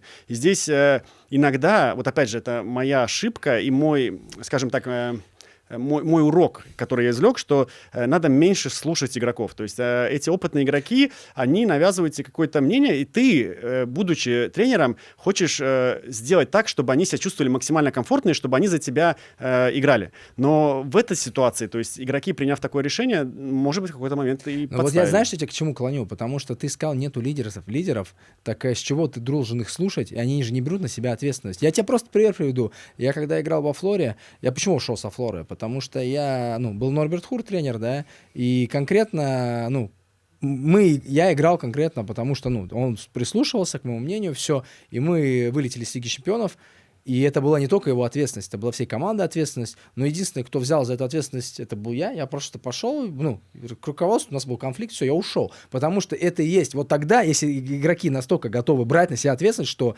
если вот так мы садимся, да, условно, и не делаем то, что тренер говорит, значит, мы тоже отвечаем за это и идем к руководству и говорим, мы так решили, мы там это, то есть мы тоже должны нести ответственность. Пока получается, что у тебя этих игроков не было, а ты им доверился, да, то есть ты доверился, что после 3-й минуты, и на какой, 9-й минуте вы забили или какой Флоре, неважно, гол, и то есть ребята, камон, какой садится против Флоры, да, которая только начинает что-то нащупывать, да, и по сути они взяли на себя эту ответственность, они выбрали такой путь, проиграли эту игру, и как ты говоришь, никто после ничего, даже слова, я думаю, я почти уверен, никто не замолвил за тебя слово, чтобы защитить как-то тренера, поэтому, хотя это 100% обсуждалось и с Гертом, он по-любому звонил всем лидерам, это 100% так было, но никто не сказал, слушай, Герт, мы команда решили так, тут Вова мы решили так, то есть Вова здесь ни при чем, то есть условно это наше, никто этого не сделал. Но тут я, опять же, я их буду чуть защищать, но, опять же, все равно лежит ответственность на мне, то есть, видя этот рисунок, то есть тут два варианта, либо ты соглашаешься с ним, либо нет, то есть я бы мог, скорее всего, в этот момент начать давить на них со стороны, чтобы заставить их идти выше. В раздевалке мы, конечно же, показали это все,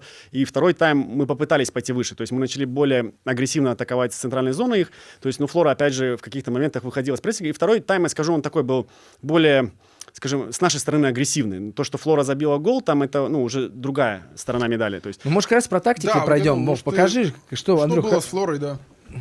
Много не буду рассказывать. То есть основной момент, играли, мы знали, то есть Флора сейчас зеленые, мы вот эти красненькие, знали, что наш шанс это, наоборот, высоко их прессинговать, потому что, когда мы говорим о низком блоке, Флора, что мы знаем... Слушай, я тебя перебью, может, тебе лучше с той стороны встать, тогда будет всю доску видно, я просто сейчас экран смотрю, если ты с другой стороны... видно. Потому что, когда показывают... То есть, условно, что мы знаем, что Флора, когда она заходит уже на сторону соперника, они очень сильные на краях, то есть у них очень качественные защитники подключаются с десятками, создают преимущество. Мы не хотели допустить, наоборот, чтобы нас Флора смогла контролировать на нашей стороне поля. То есть наша задача была высоко их пойти прессинговать, и зная то, что их, особенно левый товстик идет высоко, знали, что они играют на вратаря и пытаются диагоналями здесь создать большинство на этой стороне. Поэтому наша задача была сразу же за счет Аниера прессинговать вратаря, заставить его играть дальше на центрального защитника. И вот этот момент мы хотели здесь сразу же их накрывать. То есть Миллер шел прессинговать, Кабрал играл персонально. Здесь шел наш вингер играть по фулбеку, шестерка на стороне мяча, дальний вингер с дальней десяткой. То есть здесь мы создавали везде большинство. И что мы рассчитывали? Флора начинает играть вертикальными мячами. У нас здесь играет Хуго, играет Педро, очень хороший на втором этаже. И здесь мы выигрываем. И в принципе, пока Флора была вот здесь, это работало. Но после гола, опять это сыграло ключевую ошибку с нами, или, скажем, игру, мы сели слишком низко. Мы сели низко, то есть упали, и проблема в чем началась? В том, что прессинговал здесь у нас, получается, Миллер, Аньер, и Кабрал с Хымом очень глубоко стояли, и то есть вообще не контролировали центр поля. Начали прижиматься, и Флора чувствовала очень себя комфортно, то есть, да, у них играют две десятки, шестерка, два центральных защитника с мячом. У них крайние защитники стоят чуть пониже. И вот в этом моменте, в принципе, они здесь играли 5 против 2. Мы старались прессинговать их, они здесь через вратаря нас разворачивали. Крейда начал сваливаться в разные полуфланги, и мы нашими шестерками, восьмерками не создавали давление на мяч, не успевали создавать давление, потому что центральные защитники, когда начали прогрессировать, нам нужно было выпрыгивать, быть более агрессивными здесь, пускай играть в вертикали и опять стараться выигрывать. Но мы им отдали полностью контроль и полностью отдали им преимущество в центре поля. А тут Колобов начал, по-моему, Колобов заиграл, начал входить в эти пространства, Крейда начал входить в пространство, и нас прижали на свою сторону, и что у них очень хорошее, опять же, это элитное у них качество, что когда они вот в этих зонах, уже тут Зинев, тут начинает у них Варион бежать за спину, Сапинин бежит за спину, здесь подключение Калмыкова было, с той стороны Товсика, вот здесь они очень сильные. И это, в принципе, что нас начало как бы уничтожать с этих сторон. И на концу концов, как бы это была основная проблема, как они нам создавали угрозу. Но если в первом тайме посмотреть, да, много навесов, но в принципе оттуда не родился гол. Второй тайм, как они забили, да, так и было. Здесь подключение, прострел назад, и здесь Сапинин забил с 5-метровой, да. То есть, в принципе, от чего мы ждали, так они нам и забили. Но я считаю, что второй тайм у нас лучше был прессинг. Ну а почему не получился вот этот высокий прессинг? Не хватило физических, либо не хватило принятия решений в центре поля да, именно? Да, мне кажется, что вот эти два человека, то есть Дани и Хлим, не хотели чересчур рисковать выходить, потому что у них здесь было 2 десятки. Они играли по ним, и получается точный триггер вот этого выскакивания не было. Так они не доверяют, что центральные защитники могут 1 в 1 там играть, что ли? Возможно, где-то на подкорке было 1-0, и до этого у нас был как бы перед этим опыт, что мы спокойно отконтролируем их, и на предсезонке, если помните, мы играли очень хорошо с ними, и даже в центральном блоке мы хорошо их контролировали. Но, к сожалению, да, Флора тоже делала, наверное, какие-то выводы, и они очень хорошо нас взяли здесь под контроль, именно и диагоналями проходили, и здесь начинали накручивать нам вот это свои интенсивность, и мы с этим не справились. И второе, как бы мы против них хотели атаковать, мы знали, что они очень сильно, как бы, если помните, даже Ливадия как он забивал, то есть они очень сильно перемещаются, задняя линия, то есть и мы хотели всегда создавать большинство на дальнем фланге.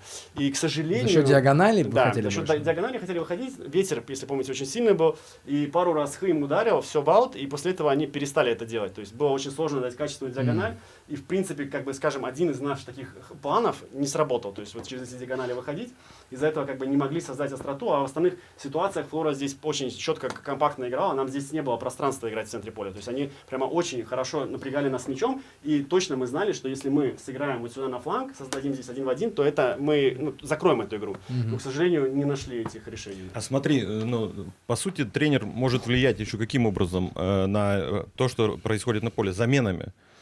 У тебя какие-то ходы, может быть, ты мог как-то раньше кого-то поменять, привнести что-то новое, другое. Вот здесь и была, наверное, заметили, да, после первого тайма 3 замены у нас было. Да. Из них, скажем, 2 невынужденные. С Лиландером ситуация такая, что он не должен был начинать игру, должен был начать Нигула, но Нигула получил на предыгровой тренировке травму, и нам пришлось менять. А мы знали, что Лиландер уставший, и в этот момент просто ему будет физически очень сложно 3-ю игру подряд играть 90 минут. Тур к этому моменту еще не был до конца готов, то есть он после травмы восстановился, он был с командой, но мы не могли прогнозировать, сколько он может проиграть. То есть может быть 45 минут, а может быть и нет. То есть это была такая рискантная ситуация выпускать Тура. И поэтому как бы мы, вот вынужденная замена была Баранов-Лиландер. То есть я видел, что там назревает. Лиландеру было очень сложно контролировать интенсивность на том фланге.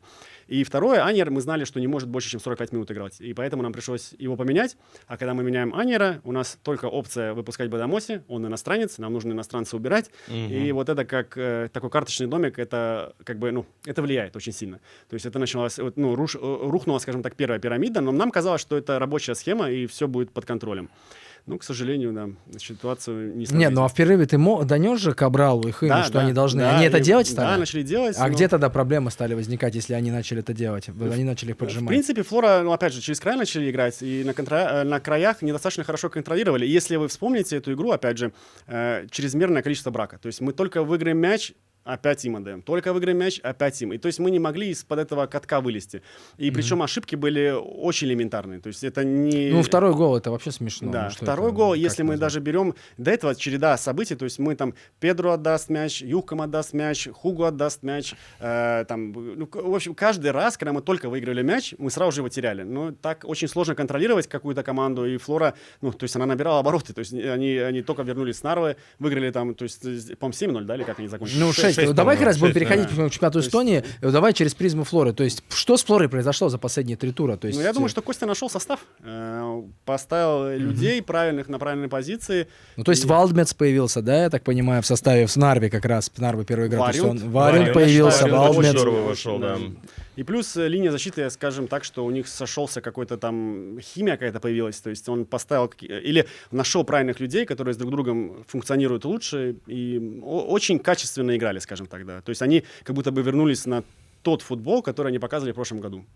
Ну, просто ко Флоре я сейчас начал смотреть, вот мы все их нещадно критиковали, особенно Андрей сейчас в шарфе Интера, да, но Флора, я тебе скажу, что, да, может быть, сейчас мы пока не можем ее рассматривать как претендент на чемпионство, чтобы реально полноценно, но Флора сейчас очень сильно добавляла, и добавляет, и будет добавлять, и мне кажется, что Флора может даже, если летом удастся подписать какого-нибудь а-ля Йонас Тама, да, условно, в центр защиты, который будет опытный игрок, плюс за собой он будет еще этих молодых тянуть, то у Флори, потому что со Флорой в нападении, у Флори вообще все в порядке. Я говорю, они не реализовывали в начале сезона, но потом их прорвало 6, сейчас Спайда забили 2, потом Харю 5 напихали. То есть про Сапинина я вам тоже говорил, что он свои 20 плюс все равно забьет. То есть это хорошо, когда такой нападающий есть, если без травм. То есть я говорю к тому, что Флора, если сейчас немножко, вот Костя уже нашел еще, вот я считаю, что ты правильно сказал, что он добавил игроков, это Валдмец и Варюнд.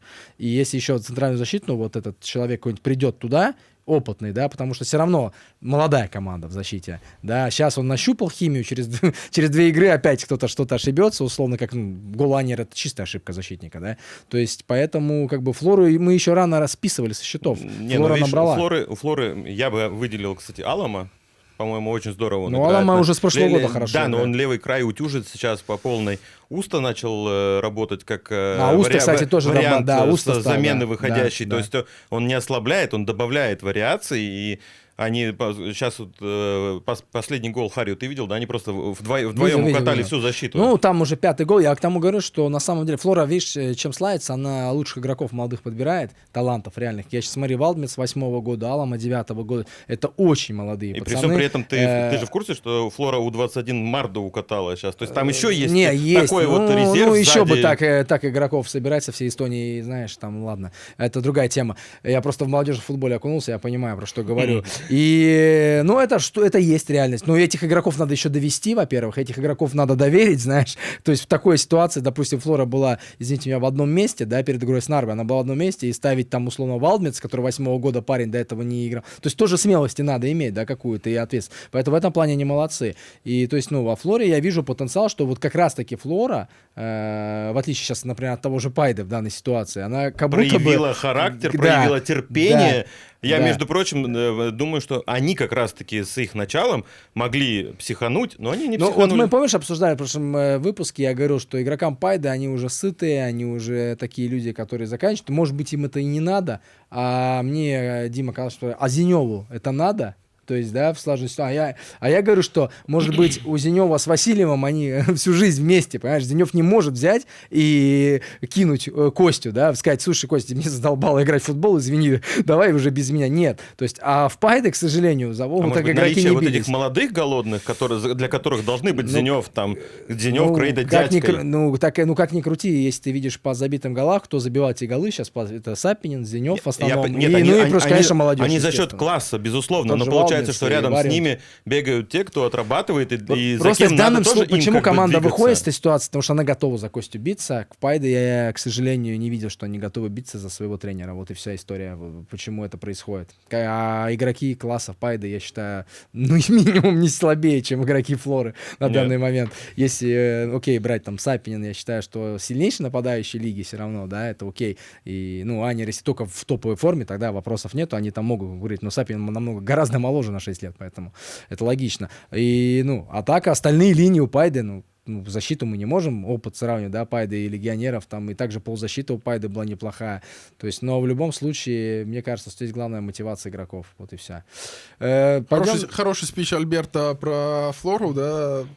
Неожиданный, Всё самое хорошо. главное. Да, просто ты мне все время предъявляешь, что я... Но ты так их списывал с самого начала, меня прямо немножко триггерило ты опять, это. Ты подменяешь понятие, что значит списываешь со счетов? Ты считаешь, Флора за чемпионство борется? Пока в данный момент я считаю, что... не, она борется за чемпионство. Если мы посмотрим сейчас турнирную таблицу, Флора борется за чемпионство. Я Далеко. рад за тебя. Но, конечно, по игре все-таки пока еще Ливадия, которая сейчас набрала, да? А прикинь, и Немо Калью, Калью который... хлопнут вот сейчас, ты не скажешь? Я Нет? вообще не удивлюсь. Ты Ну, думаешь, Флора будет бороться за чемпионство? Посмотрим. Типа, я думаю, что ход, который они сейчас набрали, он впечатляющий, но рано, мне кажется, еще делать выводы. Надо дать, мне кажется, еще может быть, еще бы вот один бы раунд прошел, и после вот 18 игр можно сказать, будут они бороться или нет. Сейчас, мне кажется, это рано. То есть, да, скачок они сейчас сделали феноменальный, и я скажу, если посмотреть последний тур, то для меня это самая яркая игра из всех команд и самая уверенная игра. То есть, и поэтому будет интересно, как ты вот сказал, что сейчас Калью играет. Если выиграют, все может быть. там фаворита нет в этой паре. Если вы кто-то считает, что Калью фаворит, я так не Ну, считаю. вспомни первую игру, там одна ошибка и все. То есть, посмотрим. Поэтому я к тому говорю, давай тогда... В этой игре, на самом деле, меня отчасти удивило, что Харью так развалился. До этого у них были игры, когда команда была достаточно управляемой, и пропуская гол, они не разваливались. А Ты здесь... переживаешь за Харю, что ли? Нет, ну просто мы же должны отмечать обе команды. Подожди, Ну, там подожди. вспомни, после первого гола был момент со штангой. Да, Я думаю, был. что Да Все попади, залетело и им в там начале, вот и еще- все. И что тут Да, ну ты обсуждать видел вообще? интервью капитана команды Ярве, да, после матча. Он сказал, что мы просто развалились после... Такое бывает, Да, когда да. одна команда все забивает в первые там 30 минут, там условно, все залетает, ну да. Не характерно И для- вспомни, еще ну, там же бывает. ошибки Не были. характерно для Ошибка Харю, вратаря, да, я с когда тобой их не согласен. наказали и так далее. То есть там, Не характерно до Харю, но такие игры у Харю будут, и это, я думаю, не там последний. не хватает класса, чтобы Ну, играть все- постоянно вот в конечно. такую игру, как... то есть, Поэтому... Но мне показалось там, что именно Харри была не готова к траве. Вот это мое мнение. А вот, кстати, да, фактор травы. Мне потому показалось, что он Флора как обсуждался будто бы еще- тренировалась там, допустим, я не знаю, может быть, недельный цикл минимум, может быть, двухнедельный цикл, то есть перед тем, как выйти на Лекок, а Харрио как будто бы с искусственного острова уже прыгнул на траву. Это, ну, такое впечатление было. И было, ну, я всю игру посмотрел, и казалось, что просто Харрио вот не могли физически сломать эту игру, как бы у Флоры, да, все залетало, и пошла игра, они вот этот поймали какой-то ветер попутный, а Харрио, она смотрелась настолько медленно и неуклюже на поле, вот, и мне показалось, что это основное было, что Харрио как будто бы вообще не адаптировалась к траве. Плюс мы знаем, Алекок очень большое поле, и там именно контролировать, ну, игру в защите против Флоры, ну, очень сложно. Ну, пойдем, может, про Калю Ранс тоже пару слов. Ты говоришь, что ты с Ромой на связи. Он тебе рассказывал, что происходит с нами? Я сказал, все у них плохо, да шучу. Каждой шутке берешь шутки. Обсуждают уже неустойку, но не могут договориться. Нет, Нет. в этом плане, что не то, что даже с Ромой обсуждал, просто вот эту игру, когда я посмотрел, ну, показалось, что как-то очень все получалось, опять же, у Немо Калью, а Транс потерял как будто бы вот свое вот это лицо, именно агрессивность. То есть вот это мне так бросилось в глаза, что если до этого я всегда знаю, что Нарва — это кусачая собака, которая будет грызться и бежать, и бить, как будто эту игру вот они полностью отдали вот это свое преимущество, то есть это их основной конек. И вот они как бы смотрелись как-то Ну а почему? очень... В чем? Физическая Я думаю, что нет. подготовка? Я думаю, что нет. Я произошло? думаю, что Рома относительно состава должен делать какие-то корректировки, и, возможно, игроки на сегодняшний день не готовы играть вот такой интенсивный футбол. Ну смотри, там можно смотреть сквозь призму 3 игр. Там ведь все 3 игры против Флоры, Ливадии и Калью. Ладно, с Калью еще хотя бы не так много накидали. Ну, там могло То быть есть, больше. Там могло быть больше. во всех предыдущих играх накидали много, и характерно, там много где же медленная очень защита. Бурджанадзе, компания, то есть они удалялись там поочередно в каждой игре и так далее. И мы тоже вот это обсуждали. Андрей нам делал на прошлой передаче после игры с Ливадией скрины, где видно, что защита играет безобразно. Это как будто выглядит одной из главных причин, что перестала работать вот эта защитная часть, а отсюда уже у тебя просто разброд и шатание. И получая первый гол, как будто команда ломается и выключается. Но если ты посмотришь эту игру, они играли очень низко, я думаю, там скорость не ключевая. То есть даже если ты медленный, ты можешь защищаться вот в этих позициях. Я думаю, там основное то, что нет агрессивности. То есть у них пропала какой-то вот искра в глазах, и вот этот азарт, ну, как бы, скажем, грубо убивать соперника. То есть они приспосабливаются, адаптируются относительно ситуации. И вот именно то, за что вот я ценил всегда как бы Нарву, ну, даже давайте неправильно слово, не ценил, а когда мы их анализируем, что мы выделяем, это вот их агрессивность была.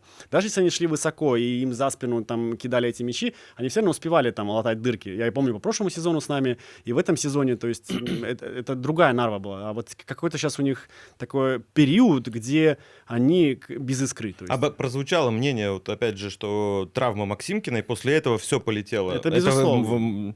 Может это вот настолько выбить всю команду? Если сейчас посмотрите, что, ну, например, вот эта игра Максимкин, Журавлев, Агапцев, да, то есть это 3 ключевых игрока в центре поля, которые могли держать интенсивность и, скажем, бежать 90 минут без остановки. То есть сейчас Ирия, Поляков и кто вот у них третий? Шлейн.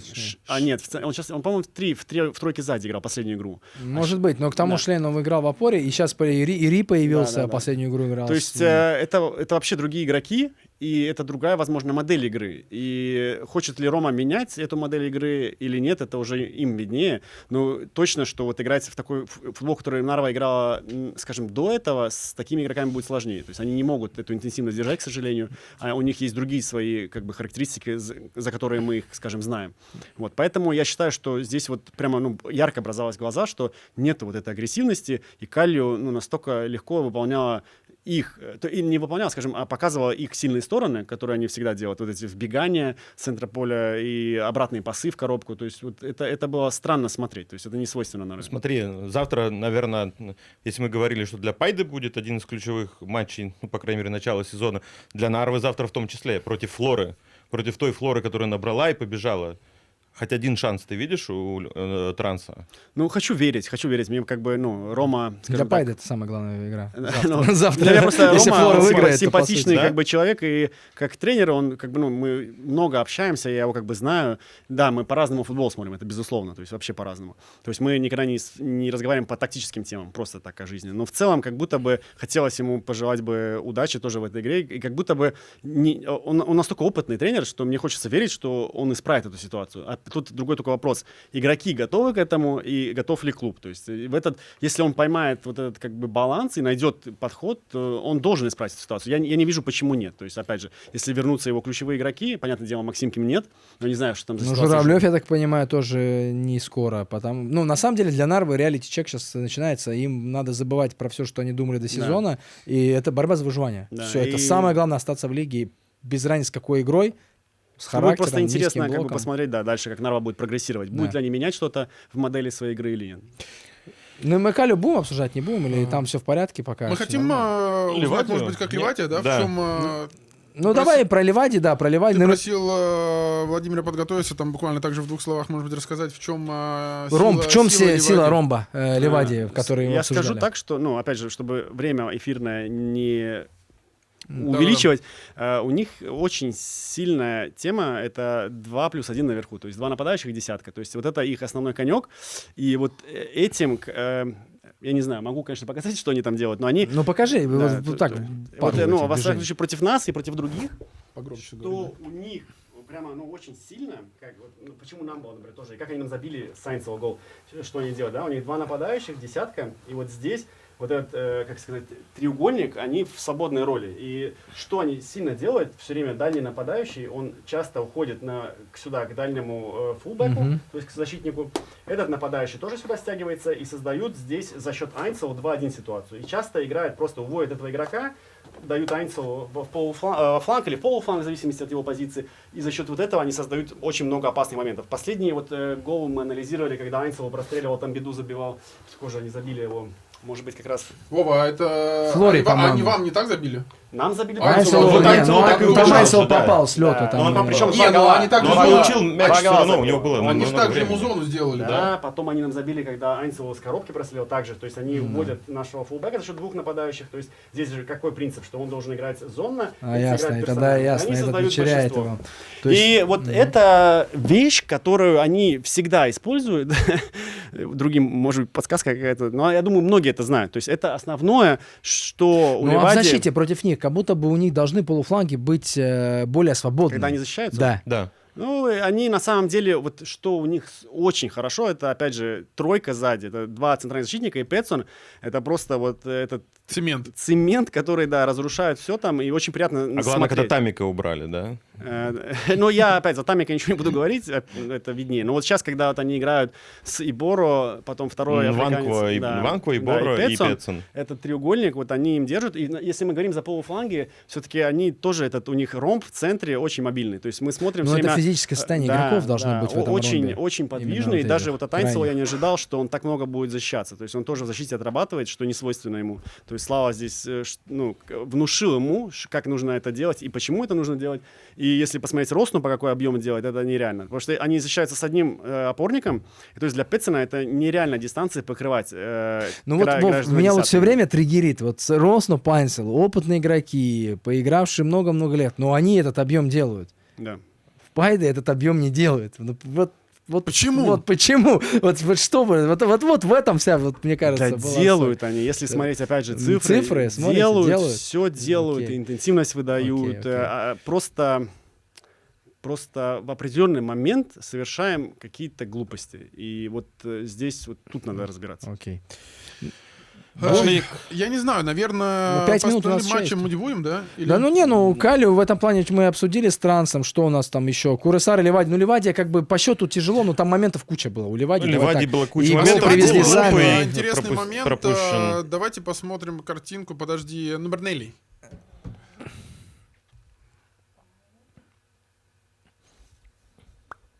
Да. Смотри, гол, да, который Ливадия пропустила. Я предполагаю, что, наверное, был очень сильный ветер. Мы видим у Валнера мяч. Соответственно, смотри, у него адресатов, да, он может и в край дать. На один, не знаю, на второй, наверное, тяжело разворачивать, но все равно два игрока. Он хотел дать ногу, он три человека есть, куда можно дать, да, и просто вынести еще можно. Но он вроде хотел, я так по движению ноги понял, что он хотел вынести, по-моему, но у него не получилось. У него низом пошел мяч в центр и перехватили, да. И он, получается, вот так вот обрезает, прям дает по центру, и смотрим Яргминабиль. Знаешь, что интересно? Вот здесь. И вот эта ситуация, когда игрок Куресара принимает мяч, и Боро, да, находится в ситуации. Вот что ему делать? Что ему делать? Выходить быстрее в линию, уходить. Двигаться к этому к защитнику, видишь, который слева. Да, на линии, который. Да, конечно. Да, ну видишь, и мы видим, что и Боро принял неправильное решение, он пошел к тому защитнику, который в центре. Ну, и скажем так, это ошибка, во-первых, Валнера, потом это уже и Боро начал мультики смотреть. Но я хотел похвалить игрока Куресара, который не сразу пас отдал, а он эту паузу выждал пока и отдал пас. И дал да. Эбору шанс ошибиться, потому что он не вышел. То есть здесь они с Куресара хорошо реализовал. Но это один, по-моему, из единственных каких-то реальных моментов Куресары. Поэтому здесь, у Ливади сложная игра была очень. У Ливади была сложная игра, но моментов у них было там штуки 3-4. На Сарема, по-моему, мы сколько обсуждали, там всегда сложно играть. Плюс на траве плюс опять же игра. Трава, плюс там всегда ветрено. Что, когда Ливади Леха прям взрывается. Нет, так я потому что траву мы обсуждали. Не, все правильно. Не, Ливадия сейчас... Ну, опять же, шансов там было, там сколько, гола 2 точно еще не забили. Вов, ну для тебя, вот давай Пайду уберем и сейчас. Кто главный претендент на титул все-таки? Ну, честно, если я просто из призмы посмотрю, с кем мы играли, самая сложная команда была Ливадия. Именно вот такая какая-то у них есть аура и мощь. То есть вот когда с ними играли, было реально... То есть и даже потом по цифрам, если мы берем, есть такое понятие у датчиков ГПС, как нагрузка игровая. То есть она калькулирует все вместе, суммарно там и бег, и старт, стоп, прыжки, падение, все вместе. То есть даже вот по этому показателю это была самая сложная физическая игра для нас. Вот, поэтому если сейчас так думать, скорее всего, Пайда станет чемпионом, но Ливадия, то есть для меня была самая такая крепкая команда, с кем мы играли. В общем, Ливадия главный фаворит за титул, я понял. Но мне так кажется, что они будут до конца там в гонке, то есть это главный в моем понимании, самый сильный соперник, к кому нужно было готовиться. То есть вот опять же, возьмем Немекалию, как-то вот у нас сложилось так уже с прошлого сезона, как будто бы вот нашей команде очень удобно с ней играть. Вот мы как пошли на этом фоне играть с ними, 2-0 выиграли, потом там 2 ничьи было. То есть, не знаю, как-то вот и в этом году тоже с ними играли. Как-то вот идет против них игра, то есть такой прямо мощи я от них вот не чувствовал. Хотя они очень дисциплинированные, защищаются очень хорошо. А вот у Ливадии какой-то есть аура вот этого чемпиона, и вот она какая-то очень сильная вот в этом сезоне тоже. То есть было чувствовать со стороны, что они готовы к сезону. То есть и вот я считал в своей голове, что это будет самый наш близкий конкурент, с кем будем бороться. Если так, в 2 словах, вот у этой Ливадии, где, на твой взгляд, слабое место? Слабое место?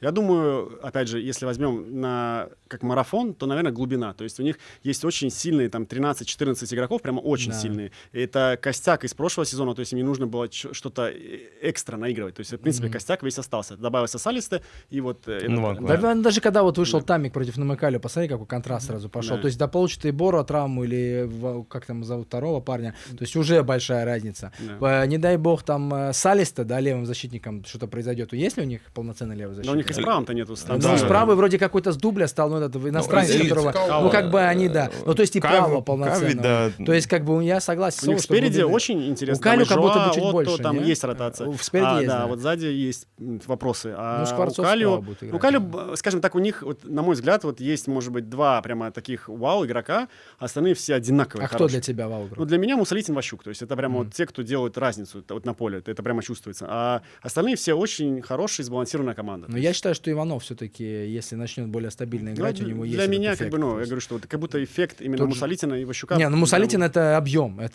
и это Ващук это. Но Ващук, мне кажется, еще только набирает. Он, конечно, еще не все показал. Все, будем заканчивать. Да, игрок тура. давайте переходить к нашей традиционной рубрике «Лучший игрок и лучший тренер недели». Но прежде чем мы объявим наших номинантов, мы объявим тех, кто... Немо Юнайтед Перну даже здесь не указано. Мы объявим тех, кто выиграл по версии Ялка Лаб приз лучшего игрока апреля и лучшего тренера апреля. Лучшим игроком апреля по нашей с вами версии признан Бубакар Тамбиду, у которого 6 голов и 1 голевая передача, но помимо этого какой импакт в игре, да? Нет, Тамбиду без голевых действий он Тамбиду сильно очень имеет в Ливаде. И лучшим тренером признан Вячеслав Заховайко, у которого в апреле 4 победы, 2 ничьи. Ну, Ливаде вообще в этом сезоне единственная команда, которая еще не проигрывала. Так что награды отправляются в Ливаде. Видишь, Вячеслав пришел к нам в гости, и все, сразу. Надо было Владимира раньше звать. Да, не успели. Вова не приходил, понимаешь, так бы сейчас был бы на первом Я месте. все хотел после финала Кубка прийти, Да? не дошло. Блин. Вов, кто, на твой взгляд, в этом туре был игроком, который заслуживает номинации тренером? Ну, опять же, как я тут уже упомянул, для меня вот из всех игр вот, Флора была самая убедительная. И да, здесь можно разные смотреть как бы детали, но Харио последние игры показывают, что с ними надо очень сильно теперь считаться. И поэтому я считаю, что 5-0 выиграть Харио, это много стоит. И я бы взял, опять же, вот Васильева, это мое мнение. То есть я думал, Карл Волой, да, но опять же, как бы сама игра, это, скорее всего, как бы, ну, Пайда не дожала, наверное, чем Таммика там что-то сделала экстра. Хотя это, ну, для Таммика выиграть Пайду, это тоже, ну, это очень хорошее достижение. Но я бы взял вот Костю, мне очень понравилась их игра, просто очень прямо понравилась. И взял бы, опять же, из Флоры, вот, ну, все говорят Алам, а для меня вот почему-то Вариант вот бросился очень сильно в глаза, что как будто бы вот он именно своими действиями, позиционными, ну, позиции, которые он выбирал, и вообще как он... скажем, диктовал темп игры. Вот было интересно за ним наблюдать. Как-то до этого я не видел, что настолько он интересный игрок. И поэтому для меня Вариант и Васильев. Окей. Хорошо. Кто там Киву и кто-то... Чеханглу. Да. Нет, лучшим тренером с предыдущего тура я, пожалуй, назову тренера Немо Юнайтед. Чесаковский, потому что, в принципе, он важнейшая победа. На самом важнейшая победа, и плюс он переломил игру, которую, ну, они проигрывали, да. В принципе, я считаю, что он заслужил номинацию. Игроком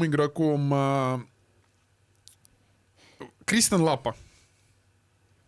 Потому что в игре с Пайдой я считаю, что, ну, в определенные моменты он удержал Таммику на плаву, да, даже тот момент Сонья, да. Как его правильно называть?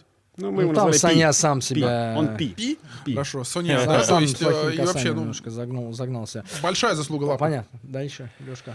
Так, ну, тренер, я думаю, что я не могу обойти тогда Карла Волойда с его результатом. Пускай будет номинация у Карла Волойда.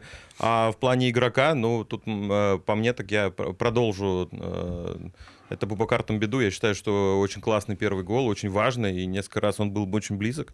Отличный результат. Окей. Ну что, тренеров больше у нас не осталось, поэтому... Ну, как нет. На Мыкалю, если мы пошли, то Никита Андреев после поражения, да, в Апрусу дома Да, Нарва не на ходу, но приехали, уверенно сыграли, выиграли, выбирая Никиту, а по игроку очень все сложно, на самом деле. Не было какого-то запоминающегося, поэтому я просто возьму и знаете, что сделал? Поддержу Владислава Крейду. Прекрасный гол со штрафного, такие бы Шикарно. побольше. Я не знал, что он так бить умеет. Да, если он честно. умеет так бить, он, правда, не всегда это показывает, но он умеет так бить. И Влада поддержу, потому что, ну, и это то, что раскрыл эту игру. Харю Да. 0-1, и все, Флора полетел. Поэтому Владислав Крейда, да. Мне кажется, еще Ным в Курасара провел очень сильный матч, на самом деле. Если бы не он... Он либо- тащил хорошо, да. Мы не спросили, это главное, прежде чем отпустим Владимира. Владимир, ты не рассказал, какие у тебя планы? Мы понимаем, что ты сейчас в активном поиске работы. Есть ли у тебя какие-то уже варианты на руках, какие-то предварительные разговоры, звонки? Что ждать от тебя? Да, ну, безусловно, хотелось бы реализовывать свою мечту. Хочу поехать за границу работать, и сейчас веду в этом направлении поиски. И на руках конкретного ничего нету, но есть из 2 клубов предварительный интерес, и, ну, посмотрим, как это будет все развиваться. Это главным тренером или в штаб? Главным тренером, да. Потому что ты готов поехать и... Есть, вот, это хорошо, что ты сказал, я и забыл. Есть еще и 3-й вариант, но не главным. Окей. Ну, не, Вов, мы, во-первых, спасибо, что пришел. Мы всегда тебе желаем всего наилучшего. И наше, я думаю, общее мнение, что ты явно не заслужил этого увольнения. Вот. Может быть, через там 9 туров бы по-другому сказал, но в данном моменте точно нет. И я надеюсь, у тебя... Ну, мне кажется, что это никак не отразится на твоем CV в любом случае, да, эта команда билась за чемпионство, ты был высоко, поэтому в этом плане все должно быть хорошо. Дай бог, чтобы ты попал за границу, потому что чем больше специалистов за границей, тем больше опыт ты можешь приносить нам обратно сюда, в Эстонию, да, чему-то учить и подсказывать. Поэтому большое тебе спасибо, удачи. А нашим подписчикам, ну, надо подписываться, потому что реально, ребят, ну, у нас просмотры растут, а подписки, да, растут, но не так. Я не знаю, мы субтитры, ребят, eesti keeles ma võin ka rääkida, ja pange palun see like, pange see subscribe ja me teie jaoks ka teeme, selles mõttes me ei tee ainult Vene auditooriumile, me teeme kindlasti ka teile ja ma arvan, et teil on väga huvitav kuulata selliseid külalisi nagu Voova ja me oleme ainult positiivselt meelestatud teie suhtes ja loodame, et tulevad ka palju eestikeelset publikut. Ну, вот теперь вы наконец-таки увидели, насколько убедительно Альберт при продаже квартир. Надеюсь, это скажется также он убедителен для призыва новых подписчиков. И можно это вырезать рилсом, кстати, без субтитров. Вот, кстати, обязательно. Все, давайте заканчивать. Всё. Спасибо всем. Спасибо. Спасибо огромное. Все, всем пока. Пока-пока.